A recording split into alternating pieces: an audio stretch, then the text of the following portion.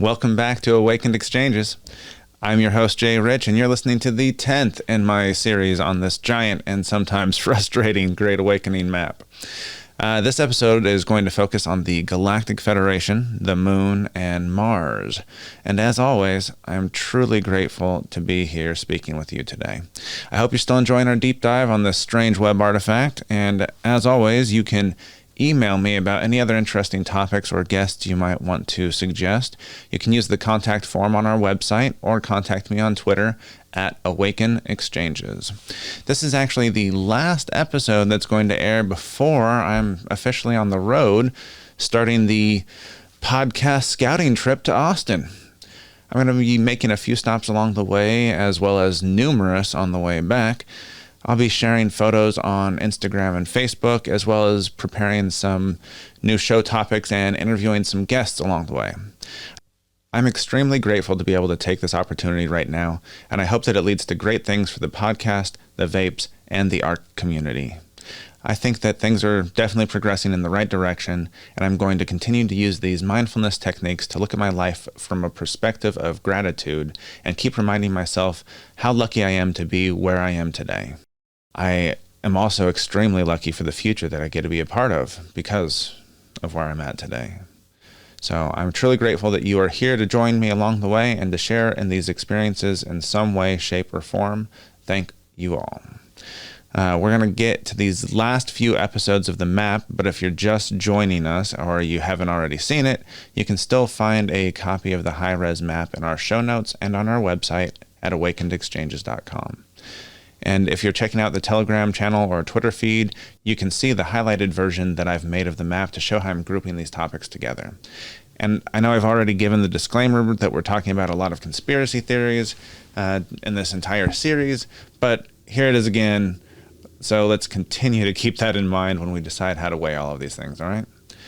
I'm doing my best to keep these intros brief unless I need to add some sort of context, but I want to remind you that I am updating the pinned Twitter threads and Telegram channel to collect all of the visuals that go with this series.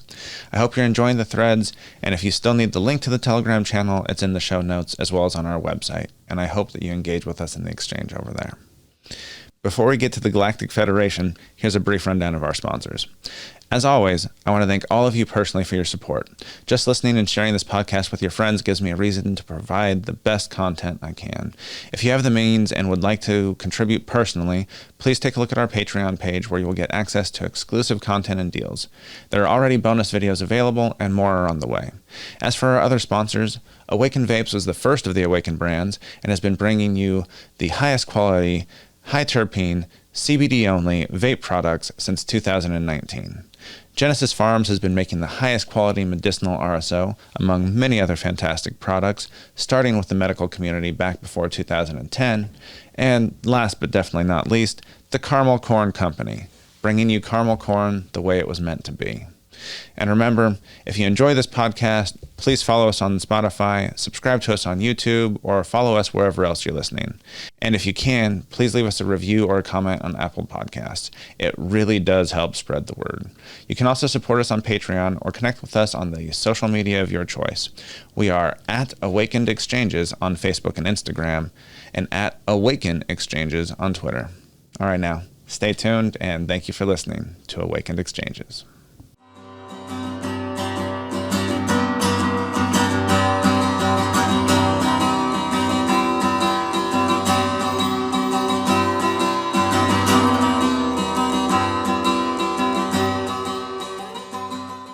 Genesis Pharms was founded on the belief in cannabis's ability to heal. Genesis Pharms is more than a brand. They're a compassionate community of like-minded folks that generate top-quality cannabis products, made with love and care. Community outreach is always on their mind, and their partnerships with Grow for Vets and Parents for Pot was just the beginning of what they hope to accomplish in the coming years. You can find their products on the best dispensary shelves across the state of Oregon. Their RSO is the most consistent quality in the state. Their tinctures are second to none, and their personal massage oil will have you and your partner coming back for more. Find them on Facebook and Instagram and ask for them in your local dispensary today. Don't forget to listen to Sean's interview right here on Awakened Exchanges. It's episode number 3.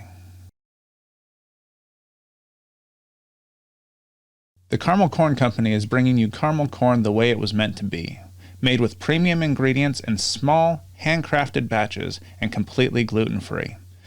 Their flavors include original, roasted cashew, salted almond, mixed nut, spicy sriracha, white morsel macadamia, peanut butter, butterscotch, and my personal favorites, chocolate drizzle and raspberry caramel apple. I can't say enough about how delicious this caramel corn is. It makes a great gift any time of the year. You can find them for sale in Portland area Market of Choice locations, and hopefully again online soon when they get stocked back up. Please visit www.caramelcorncompany.com for more information today. And remember, buying local supports small businesses and keeps your money building your community. Last but not least, Awakened Vapes has been bringing you some of the highest quality CBD vapes since ringing in the new year of 2019. I became passionate about cannabis after a car wreck left me with major migraines, and no prescribed pills helped alleviate the symptoms. Having only tried cannabis a handful of times in high school and college, it was a doctor's recommendation that led me to give it another try. Only then did I realize that we'd all been at least a little misled about the health benefits of this amazing plant. Despite an unexpected break because of the vape ban and then a global health crisis with COVID, the business is stronger than ever, and we invite you to check out our updated website today. We are still offering our 3 varieties with new and improved terpene formulations for enhanced flavor to go along with the custom blended effect profiles. Check back at www.awakenedvapes.com for any updates, and you can always email us about wholesaling or white labeling opportunities.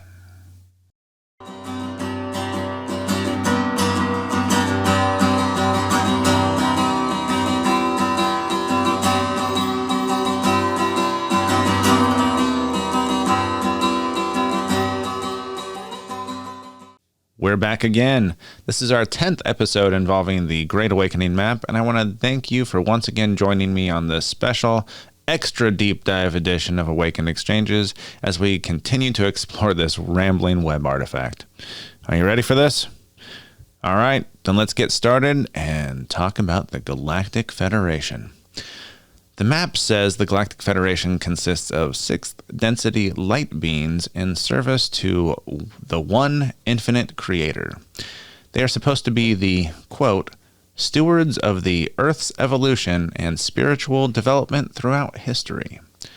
These beings will provide aid to Earth after the Great Solar Flash, according to the map, and they are described as blue spheres that buffer the energies of the Great Solar Flash.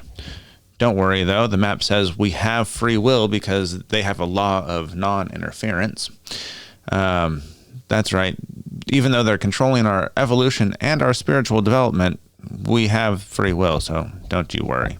From here, the map starts to link in the Egyptian god Ra, who was apparently from the ancient builder race, and is the same Ra that's supposedly from the Book of Channelings, the Law of One.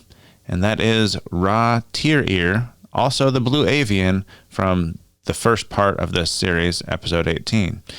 Now, that's a whole lot of Ra to try and wrap into one belief system, but they try and do it. Ra is said to be telepathic and all-knowing, so who else would this all-knowing being send to be what the map calls the messenger of Ra? Well, if you've been listening to it so far, you've probably guessed it. That would be our one and only favorite catch-all source, Corey Goode. Now, is it just me, or is he starting to seem like the Forrest Gump of the secret space program, always showing up right when he's needed and interacting with these great intergalactic beings? Well, yeah, maybe you guys will like my meme that I post this week. You should take a look. Anyway, I think that just about brings us to the Super Federation, whom the map says are the genetic farmer races, i.e., the beings that seeded life, or at least manipulated it, by starting the genetic experimentation. They're our fourth or fifth density cosmic cousins, and we've been talking about this a little bit before, but they've apparently been performing what the map calls the grand experiment on us. That is, rather, genetic manipulation of humans on Earth by extraterrestrial groups. Not just one, mind you. Don't worry, though. They say that after the Great Solar Flash, all 22 of the ET/human genetic experiments will now cease, and that the Super Federation will be disbanded. That should make us feel much more comfortable with the fact that apparently they're okay letting these genetic experiments go on with us right now. I really don't have any clue. Anyway, why don't we talk a little bit about the Sphere Being Alliance, otherwise known as the Guardians, that the map says have been assisting us through our spiritual ascension. This alliance includes the Blue Avians, which we talked about in previous episodes, as well as mentioning the Big Blue himself, Ra Tyr. The map actually attributes this quote to him. The Blue Avian message quote: "We greet you in the love and light of the one infinite creator." It's not a bad saying, but I don't really know what else to say about it other than I had to mention it because it's on the map. So the next members of the alliance are beings called the Golden Triangle Head beings. I don't even know what to say about these. We already talked about them once before. I can't even picture these things outside of that old South Park episode, Jubilee. You see the spinning godhead. That's the only thing I can even come up with. But my brain just hits an off switch when we get to such low probability possibilities that it just glazes, my eyes glaze over, and that's it. Anyway, the blue orbs are mentioned as separate from the blue spheres, but are they not the same thing?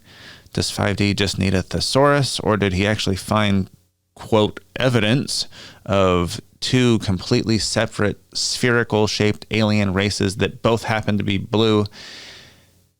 Or is it all stemming from Corey Goode, who we all know is 100% accurate, right? I don't know. I think that this might be a good time to bring up channeling and move on.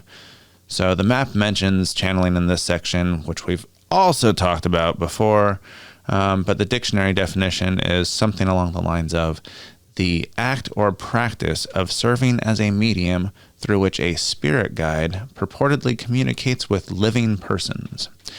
Now, this is how we are supposed to get some of the information to help us along this great awakening path that we're supposed to be taking. But that doesn't necessarily mean that they're communicating with a person who has even existed on this plane before, or even in 3D space, apparently. So how do we even address this with evidence? At what point is an overactive imagination more likely than extraterrestrial communication? How could we tell? Well, I have no clue. So at some point here soon, I'm going to bring Sean Shumway back, probably after I get back from the road trip, and he's going to perform a channeling session on air for us. He's going to explain the whole process and what he is attempting to do, and I'm going to let you decide for yourself. It'll be the first time I've witnessed any of this either, so it should be interesting. I'll keep you up to date as I know more. Anyway, it would be pretty fascinating to hear from one of those multidimensional beings the map mentions. But again, how would we know? Maybe Sean can help us figure out those details in a few weeks. By the way, though, these multidimensional beings can use teleportation. You knew that, right? They just phase in and out of our reality. Does this tie in with the great Henry Zebrowski and last podcast on the left favorite Bigfoot conspiracy, as well as some of the other theories on why UFOs just disappear? They just phase shift a little and poof, invisible to our eyes. Just ask science. This is technically possible. But I don't know. What's that ranch? Skinwalker Ranch, I think it was, that Robert Bigelow once owned. I was fairly disappointed with Robert's interview on Joe Rogan, and while I do believe that there has to be some weight given to large amounts of evidence, whether it's anecdotal or not, you can't really claim it as scientific evidence and proof until you have some sort of physical evidence. And Robert really seems like he wants to believe even more than I want to believe. So I'm gonna go ahead and play Mulder here and just say that while I want to believe, I still need the evidence. I think this is probably the right time to mention the asteroid belt information, since we're about to get into life on the red planet. And FYI, I'm still hitting every phrase that the map mentions. I'm just also trying to work them a little bit more into my writing and explanations. So I hope it's coming together a little bit easier for everyone as I get more practice at this. Of course, we only have a couple episodes left, so hopefully it'll pay off for the future episodes of deep dive subjects as well. All right, so we've got to start about 500,000 years ago, when there was apparently an ancient war between Maldek and Mars. Who or what the hell is Maldek, you ask? Well, we talked about it a little in episode 26 as well, I believe, but the original source is The 9 Freedoms by George King. And while it still sounds like a cautionary tale to me, written by someone that wanted to save us from ourselves, the brief version of the conspiracy theory is that Maldek evolved in a similar fashion to our planet and eventually blew itself to pieces through the use and misuse of nuclear power. Eventually, they went to war with Mars, and the planet was blown up, creating the asteroid belt that we have today. So, survivors from that Mars catastrophe were then said to have escaped to Earth, where they built Atlantis and the pyramids, trying to pass down their knowledge as they were masters of manipulating energy. Does this go back to the theory about how they built the pyramids and those megalithic structures with levitation technology? Manipulating energy through magnetic waves, maybe? Or through the sound waves? I don't know. All I know is there is no proof. And I still have a crazy kitten. So sorry for the random noises you get on occasion. But that does bring us to life on Mars and the Martian red crossed out, followed by blue skies.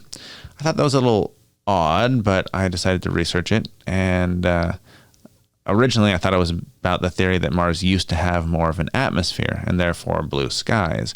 But according to the Illinois Science Council, Mars sunsets are actually blue, whereas the daytime sky is what ranges from yellow-brown to pinkish-orange. The map doesn't give any more details about what it means by Martian blue skies, but now you get at least both possibilities that I could find. The map does go on to claim that there have been humans living on Mars since the 1930s. You heard me right.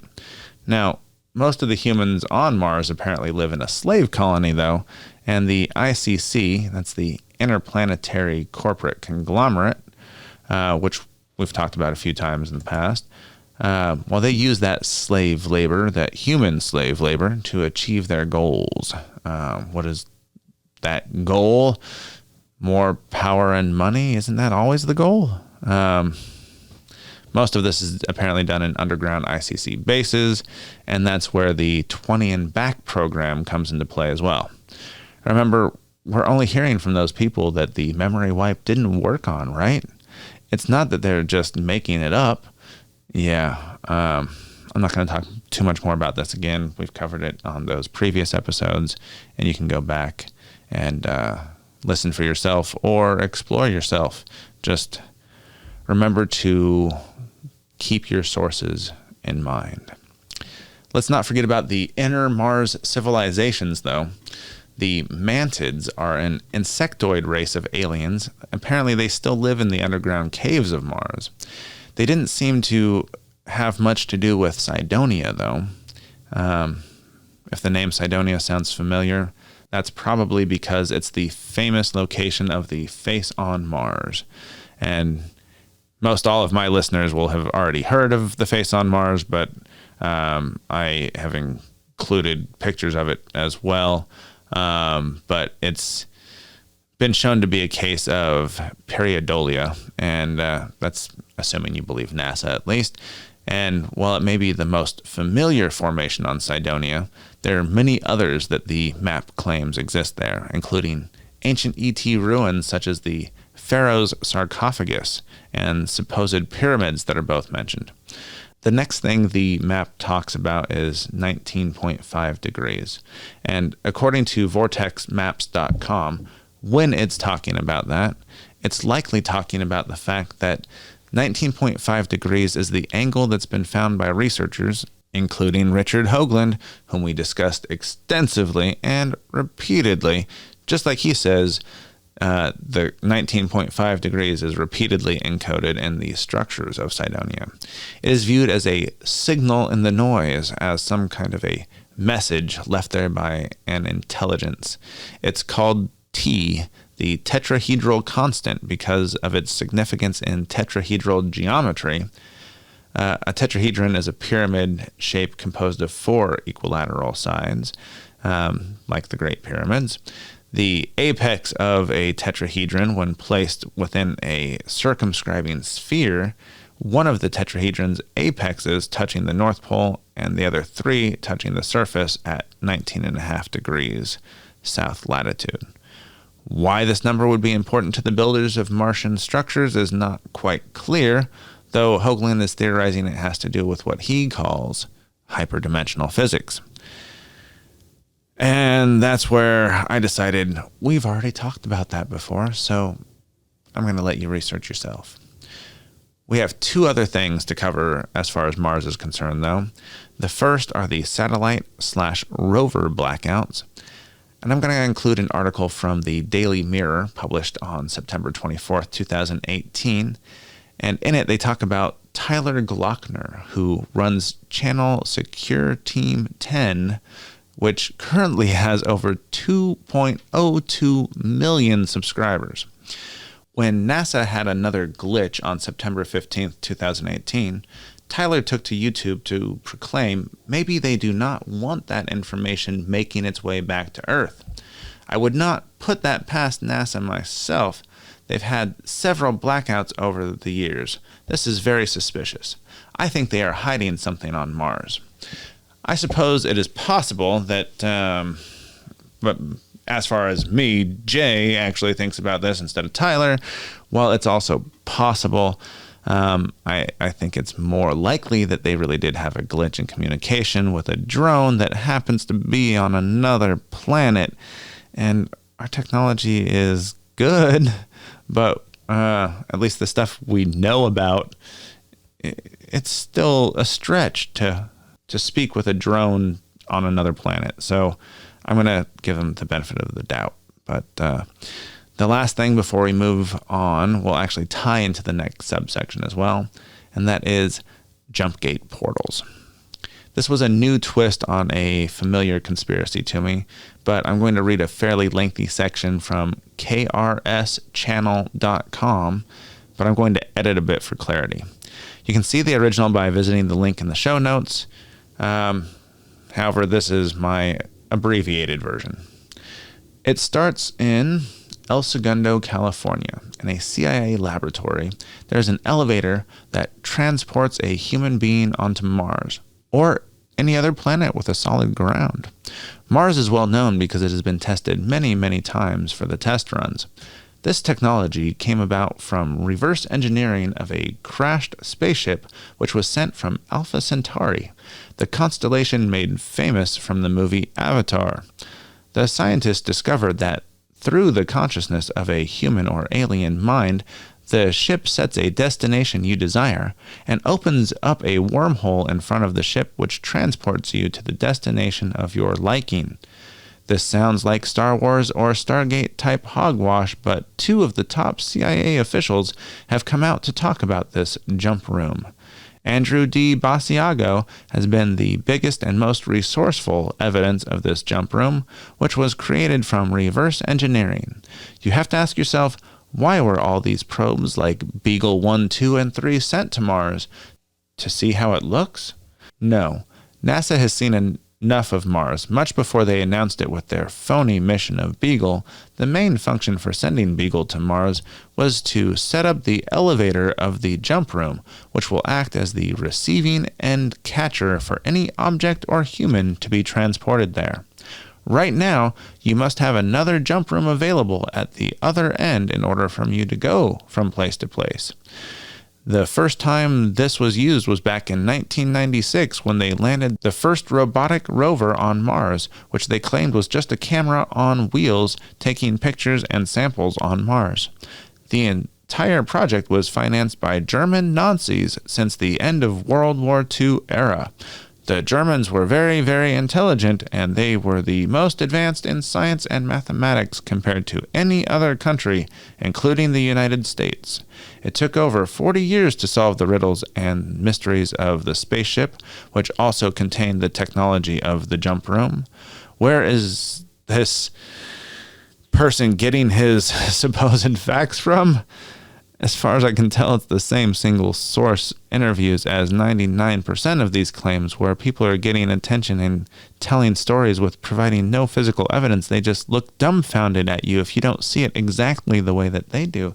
If you can't see that what they are telling you is the absolute truth. And when they talk about it, I think a fair amount of them may believe it.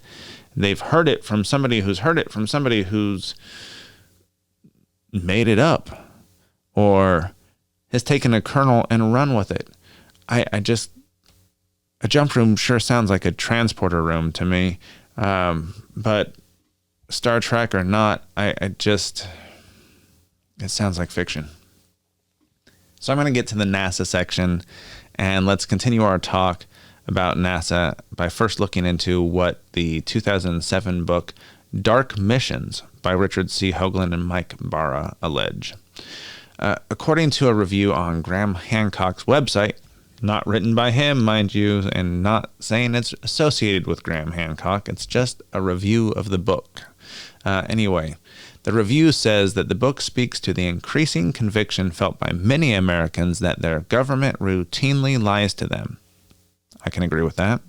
It also states that far from its squeaky clean image of technological infallibility, Hoagland says that the truth is that NASA was born in a lie and has gone to extraordinary lengths to conceal the facts of its occult origins and its sensational discoveries on the Moon and Mars.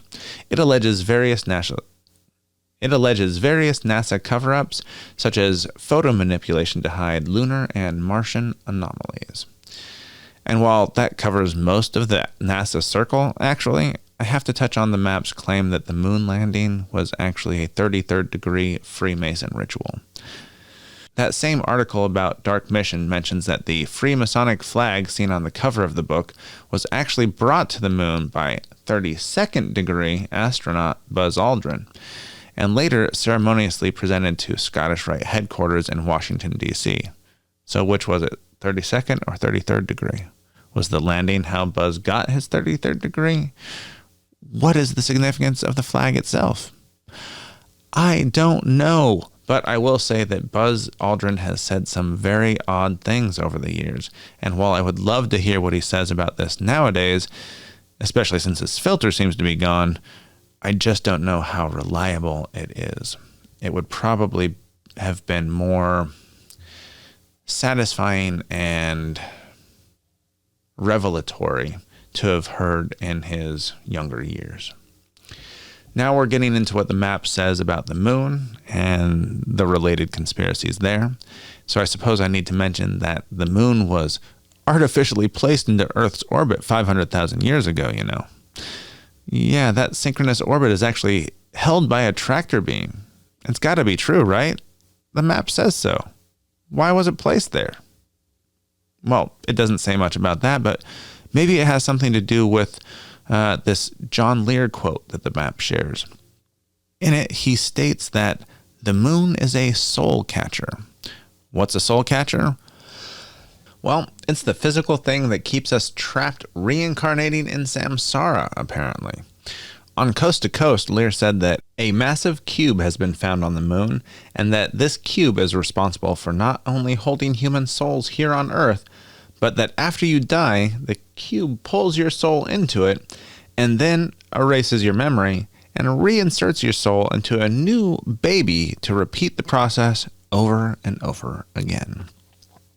That is a weird way to look at reincarnation, but he also said that the moon was brought here from another star system long ago as part of the experiment, and that Earth was taken over about 200,000 years ago, and humanity is a genetically engineered slave race. Is this one of those grand experiments I'll talk about here in just a few minutes?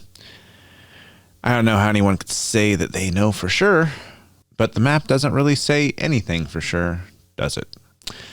It does say that there is something that is supposed to be known as the Muhammad Treaty, which made the moon a non-warring zone circa AD 800. I couldn't find anything about this other than the map's own reference, so I decided to let it be after a while. The next topic in this section is the secret space program's deep lunar mining operations and how they apparently revealed ancient civilizations and advanced technology. That technology supposedly comes from that ancient builder race we talked about, the same ones that put the moon in our orbit, among so many other things we've discussed. And if you've been listening to the series so far, the map mentions both ruins and technology, but when you dig down deeper, it's always somehow specifically vague. Or maybe I've just been too far down this rabbit hole for too long, and my brain is starting to glaze over permanently. The fact that all of these conspiracy theories seem to be feeding on their own tails. It's a big Ouroboros of itself. Hey, just look at our logo. Anyway, let's move on to the dark side of the moon and how it is quoted on the map as being heavily populated with ET bases.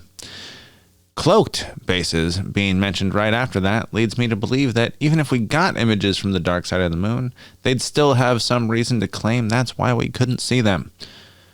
As for the crystalline towers or glass domes, well, I hope that you're finding somewhere to view the images that I'm including, but people are trying to point towards these weird NASA picture anomalies as being proof of glass-domed city or bases on the moon.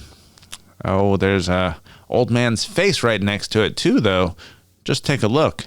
It obviously couldn't be anything about that angle or pareidolia we were talking about, right? Where was this supposed base to have come from? Well, they're said to be the war ruins and or monuments left behind by that ancient builder race or some other civilization, and that the glass dome base was apparently where we sent 1,000 Marines to go once we found out it was still running. Who are they getting to volunteer for these missions, and how do they keep it so quiet? Oh yeah, they just erase their minds and send them back 20 years in the past to reinsert them into their previous bodies, and the mind swipe works, 95% of the time, so they're okay with that 5% chance of these 20 and back survivors whistleblowing to us because we're going to think they're crazy. I mean, why would we ever think they're crazy? I don't know how much I can get into the grand experiment, but I'm going to try while we're still close to the ancient builder race.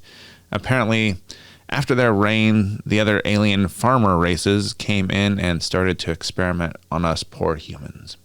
The map says that there are 22 ET genetic programs that are going on and that the moon houses the Earth Observation Command Center. And I suppose it would be an ideal place to watch us with minimal hassle, especially if they can cloak their bases on the dark side of the moon and still get their observation instruments to read us accurately.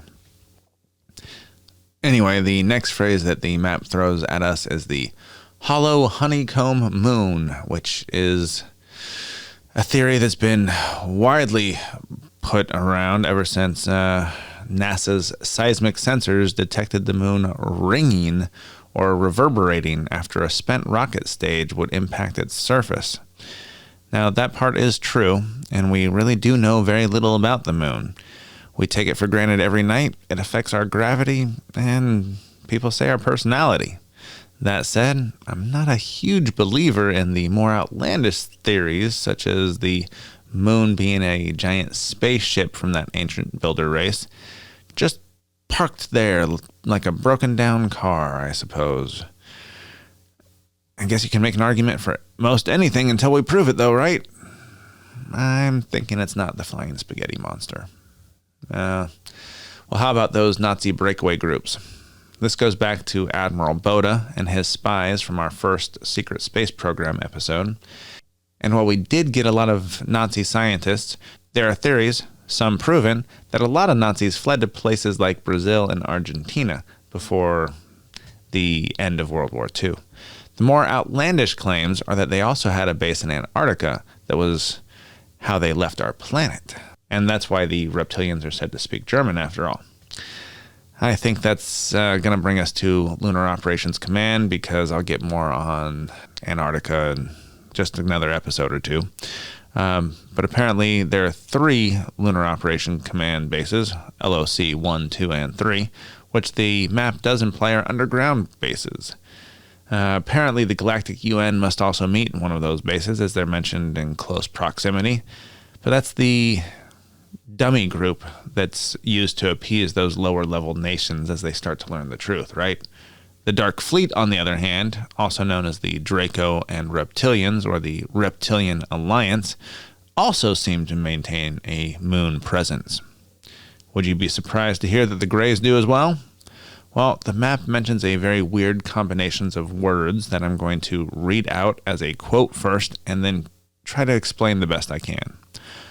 The direct quote is Greys in big letters with a plus sign EBE dash talls slash drones. Okay, so what I think this mess is referring to is the theory that the gray aliens, which are also called by the generic EBE term, which just means extraterrestrial biological entities, the theory is that they are actually drones carrying out orders for other beings. Maybe the Anunnaki or the Talls, but this is just storytelling as far as any evidence is actually concerned. So until we know more, come on, Friday, June 25th, right? Yeah, they're going to tell us everything. Don't you worry. Okay, but let's talk about Operation Brilliant Pebbles. Yeah, are you down with OBP? Yeah, you know me. Oh, wait. That's OPP. I guess they're off by a letter. Fuck. Oh, well. I guess I'm going to have to share what the Wikipedia version says then, which is that Brilliant Pebbles was a ballistic missile defense system that was proposed by Lowell Wood and Edward Teller of the Lawrence Livermore National Laboratory in 1987, near the end of the Cold War. The system would consist of thousands of small missiles, not unlike conventional heat-seeking missiles, which would be placed in orbits so that hundreds would be above the Soviet Union at all times. If the Soviets launched any of its ICBM fleet, the Pebbles would detect their rocket motors using infrared seekers and collide with them.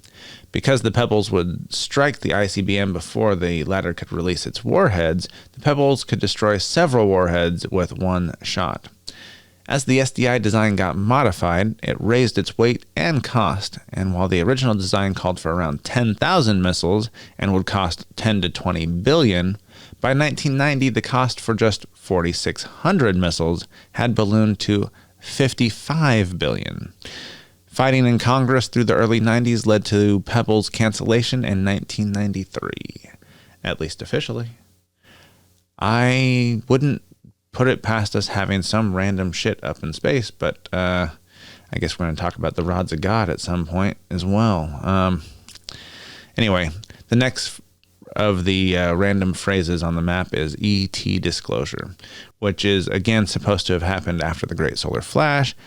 But as I just mentioned, we're supposed to get disclosure in just over 2 months. And if you've been listening to this podcast or are a UFO fan of any sort, then you probably know that Friday, June 25th is Disclosure Day, at least according to the COVID relief bill that Trump signed in December of 2020. So I'm very interested in what they do release, even if I find the reaction of most Americans to this news perplexing.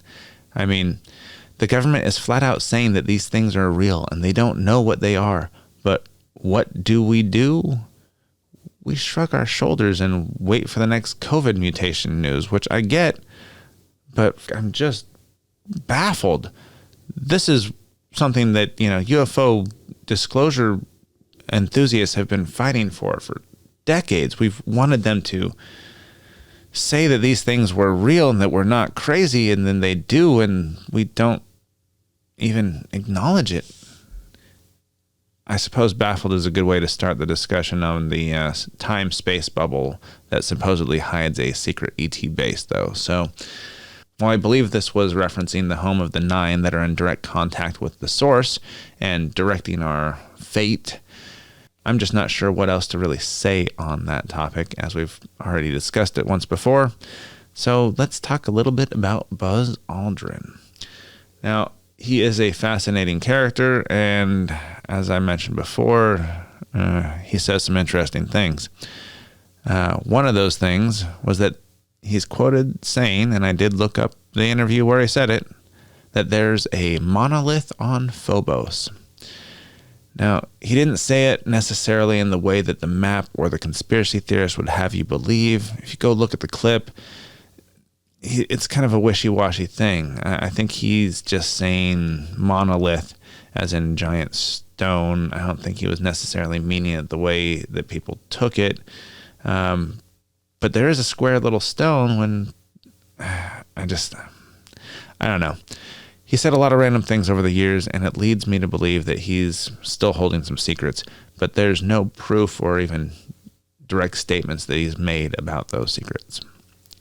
The map does mention Stanley Kubrick and his masterpiece, The Shining, so I'm just going to cover the main conspiracy theory here that ties into this, at least, is that there are a fair number of people who genuinely believe that the U.S. government hired Stanley Kubrick hot off the heels of 2001: A Space Odyssey, and impressed by its effects, to direct a fake moon landing.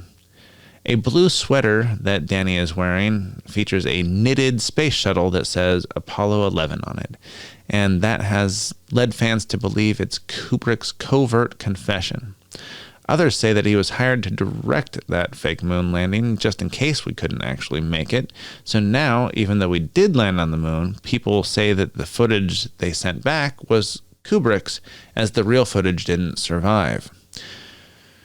Personally, I think we put a lot of effort into that trip and it was successful. I don't have a fully formed opinion on the rest of the evidence,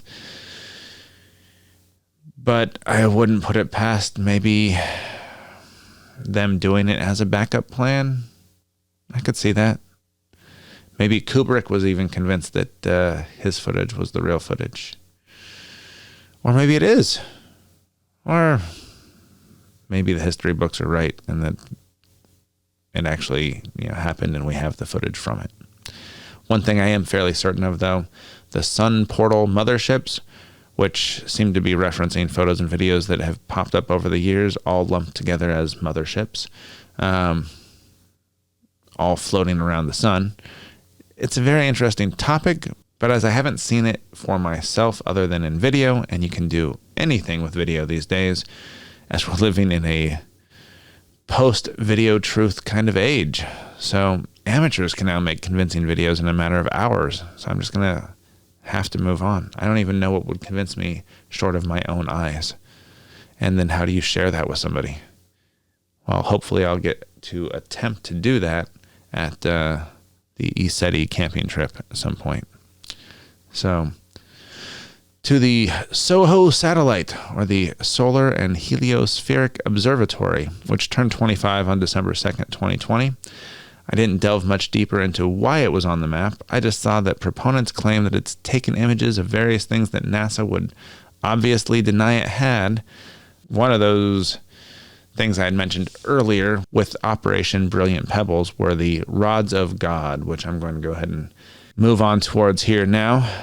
That's a reference to the Star Wars space weaponry that Reagan was trying to put in place in 1983.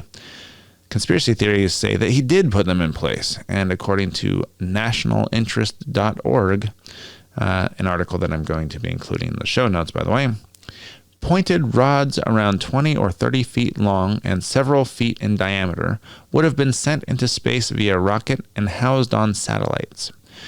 where they would then be dropped onto hardened targets like underground bunkers.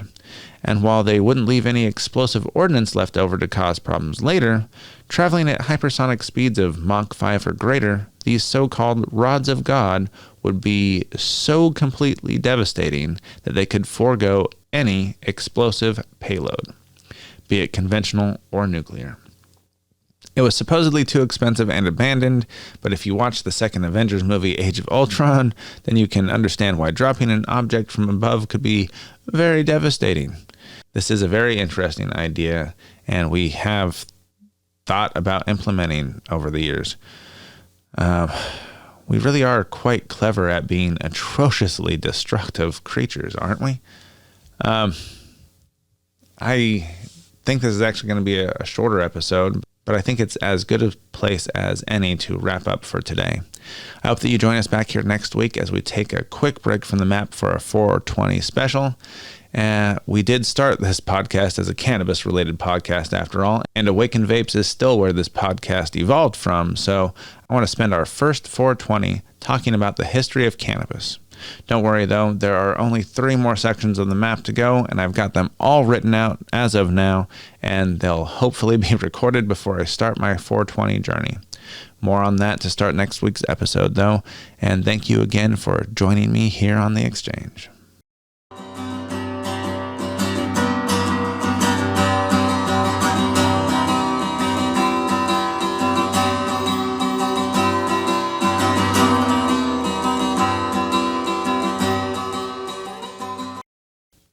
Thank you again for listening to me as we get closer to finishing up the Great Awakening map. I hope you enjoyed exploring this section as much as I did, and that you're looking forward to the 420 special as a nice change of pace before we power through the final 3 episodes. I want to give a special thanks to all of our listeners. You are the reason I'm doing this. Please tell your friends about us, follow us on Spotify, subscribe on YouTube, or wherever else you're listening. And if you can, please leave us a message or a comment or a 5-star review on Apple Podcasts. It really will help with the visibility. You can also support us on Patreon or connect with us on the social media of your choice. We are at Awakened Exchanges on Facebook and Instagram, and at Awaken Exchanges on Twitter. Thanks again, and have a blessed day.